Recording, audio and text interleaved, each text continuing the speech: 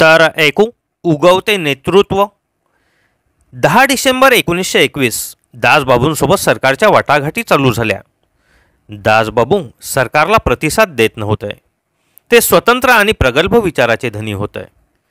देशभक्तींनी ओतप्रोत भरलेले विचार ज्या विभूतीजवळ आहे ते तडजोड स्वीकारून ब्रिटिशांचे हित कसे साध्य होऊ देतील. त्यामुळे चिडून जाऊन त्यांना अटक करण्याचे आदेश देण्यात आले. अटक झालेल्या नेत्यांमध्ये मौलाना आझाद व सुभाषचंद्रही होते. सरकारच्या दडपशाहीमुळे चळवळ अधिकच जोर धरू लागली. युवराज आगमनापूर्वी 1 आठवडा अगोदर व्हाईसरॉय लॉर्ड रेडिंगने कलकत्त्याला मुक्काम ठोकला. वकील संघटनेने युवराजच्या स्वागतासाठी आयोजित केलेली मेजवानी दासबाबूच्या अटकेमुळे रद्द केली. युवराज ब्रिटनला सुखरूप कसा पोहोचेल हा प्रश्न सरकारसमोर निर्माण झाला. दासबाबूच्या चक्रव्यूहात सरकार पुरते अडकले होते. वेगवेगळ्या चळवळीने सरकार अगोदरच मेटाकुटीला आले होते. पंडित मदन मोहन मालवीय यांचा असहकार चळवळीत सहभाग नसल्यामुळे त्यांनी मध्यस्थी करावी आणि हा पेच सोडवावा असा सरकारचा आग्रह होता. मदन मोहन मालवीय यांनी दासबाबूंसमोर अलीपूर मध्यवर्ती कारागृहात जाऊन आपली भूमिका स्पष्ट केली, पण त्याचा फारसा उपयोग झाला नाही. 10 डिसेंबर 1921 सुभाषचंद्रांना अटक झाली. त्यावेळेस जानकीनाथांनी कटकवरून शरद बाबूंना पत्र लिहिलं. सुभाषचा आणि तुम्हा सर्वांचा आम्हाला अभिमान वाटतो. स्वार्थत्याग करण्याच्या तत्वावर माझी श्रद्धा असल्यामुळं आणि दररोज कुणीतरी त्याग करील अशी माझी अपेक्षा असल्यामुळं सुभाषला अटक झाल्याचं ऐकून मला मुळीच वाईट वाटलं नाही. शरद हे ऐकून तुझ्या आईनेही धीर सोडला नाही. अशा त्यागामुळेच स्वातंत्र्य मिळेल असं तिला वाटतं. सुभाषला आमचे आशीर्वाद कळव. स्वातंत्र्याचं मोल ज्या जन्मदात्यांना उमगले होते. पुत्राला स्वातंत्र्य लढ्यात अटक झाली याचा ज्या पालकांना अभिमान वाटतो त्या पुत्राला या यज्ञकुंडात उडी घेताना किती आनंद मिळत असावा. आम्ही ठरवून दिलेल्या चाकोरीतच मुलांनी आपलं भवितव्य ठरवावं हाच आमचा आत्मसन्मान आणि हीच आमची इच्छातृप्ती असं ठरवणारे पालक आपल्या अट्टहासापायी आपल्याच अपत्याचे पंख कमजोर करतात. सुभाषचंद्रांच्या आईवडिलांचे दासबाबूंच्या कुटुंबाशी असलेले स्नेहबंध, त्यामुळे होणारा मुक्त संवाद, त्यातून होणारा देशभक्तीचा संस्कार कसे मोल करणार त्याचे. सुभाषवर तर वासंती देवी आणि दासबाबूंचे पुत्रवत प्रेम, राजकारणातील बरेच डावपेच सुभाषचंद्र आणि त्यांच्या तरुण मित्रांच्या लक्षात येत नव्हते. तेव्हा दासबाबू त्यांना विस्ताराने खूप गोष्टी समजावून सांगायचे. दासबाबू आणि सुभाषचंद्रांना 10 डिसेंबर 1921 अटक झाली, तरी त्यांच्यावरील खटल्याचे कामकाज 2 महिने रेंगाळले. स्विनहो या बंगाल विभागाच्या मुख्य दंडाधिकाऱ्याने 7 फेब्रुवारी आणि 11 फेब्रुवारी 1922 अनुक्रमे सुभाषचंद्र व दासबाबूंना साध्या कैदेची 6 महिने शिक्षा सुनावली. आणि आश्चर्याची गोष्ट म्हणजे सुभाषचंद्र न्यायालयातच ताडकन उद्गारले, फक्त 6 महिने. तुरुंगात जात असताना त्यांची मुख्य तक्रार कोणती होती? मित्र हो, फक्त 6 महिने सजा झाली हे सांगायला मला लाज वाटतंय. यापेक्षा कितीतरी अधिक यातना सहन करण्याची माझी तयारी असताना फक्त 6 महिन्यांची सजा. अरे काय थट्टा लावली माते तुझ्या या पुत्राची. माझी क्षमता सोशिकता एवढी कमकुवत वाटली का सजा देणाऱ्या या यंत्रणेला? धिक्कार असो या यंत्रणेचा आणि शासन निर्णयाचा.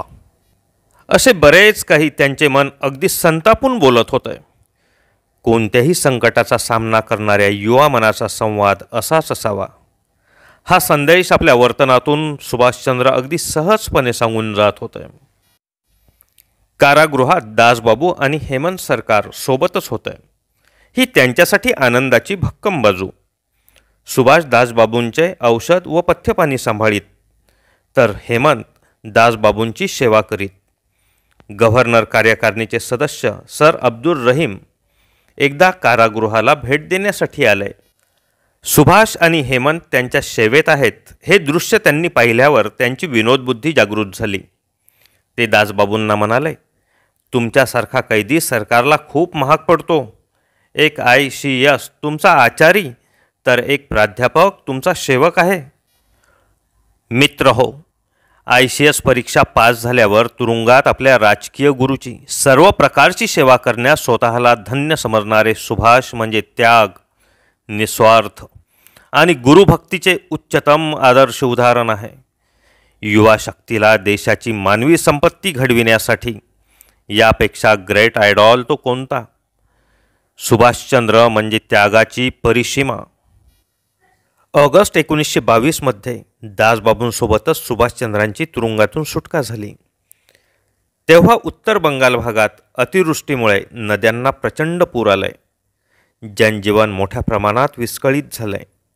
ही विदारक परिस्थिती हाताळण्यासाठी अवघे 25शीतले नेतृत्व दासबाबूंनी पूरग्रस्तांच्या मदतीसाठी पाठविलंय. दासबाबूंचा किती विश्वास आपल्या परमशिष्यावर. सरकारची कोणतीही मदत न घेता पूरग्रस्तांचे पुनर्वसन सुभाषचंद्रांनी स्वयंसेवकांच्या साहाय्याने पार पाडलंय. त्याची प्रशंसा दासबाबूंनी, पक्षातील अनेक दिग्गजांनी, देशवासियांनी तर केलीच, अगदी मुक्त कंठाने केली. त्यांच्या नेतृत्व क्षमतेची खात्री सर्वांना पटली. मित्र हो, इथे अत्यंत अभिमानाने ओतप्रोत भरलेल्या व भारावलेल्या अंतःकरणाने एक गोष्ट नमूद केलीच पाहिजे. ती म्हणजे गव्हर्नर लॉर्ड रोनाल्ड सेलाही सुभाषचंद्रांची प्रशंसा केल्याशिवाय राहवलं नाही. असे भाग्य खूप कमी लोकांच्या वाट्याला येते. तत्व, सिद्धांत, बुद्धिमत्ता, कार्यक्षमता लाभलेले हे व्यक्तिमत्व, ज्या व्यक्तीला विशिष्ट क्षेत्रातील गुरु मानले आहे, त्याची सेवा करत असताना खोटी प्रतिष्ठा जपायची नाही. अहंकाराचा स्पर्शही आपल्या मनाला होऊ द्यायचा नाही. जनसेवा करत असताना त्या स्वतःला एवढे वाहून घ्यायचे की स्वसुखाच्या विचाराचा स्पर्शही मनाला होऊ द्यायचा नाही. त्याग, बलिदान आणि आत्मसमर्पणाची सरहद्द म्हणजे नेताजी सुभाषचंद्र. मनुष्य जीवन नेमके कशासाठी हे खरंच या महान विभूतींनाच कळले होते. आपल्या शत्रूनेही आपल्या कार्याविषयी चांगले उद्गार काढावे हे भाग्य मिळाले शिवछत्रपतींना आणि त्यानंतर सुभाषचंद्रांना. अशा युगपुरुषांना तुम्ही तरुणांनी आयडॉल मानावे, कारण त्यांचा मानवी देह संपला तरी कार्यपरिस कधीच संपू शकणार नाही. त्या कार्याचे अनुकरण म्हणजे कार्यपरिस्पर्श आणि मानवी जीवनाचे सोने. धन्यवाद. शेवटी एक नम्र निवेदन. चॅनलवर नवीन आला असाल किंवा अद्यापपर्यंत चॅनल सबस्क्राईब केले नसेल तर कृपया चॅनल सबस्क्राईब कराल ही आग्रहाची नम्र विनंती. धन्यवाद.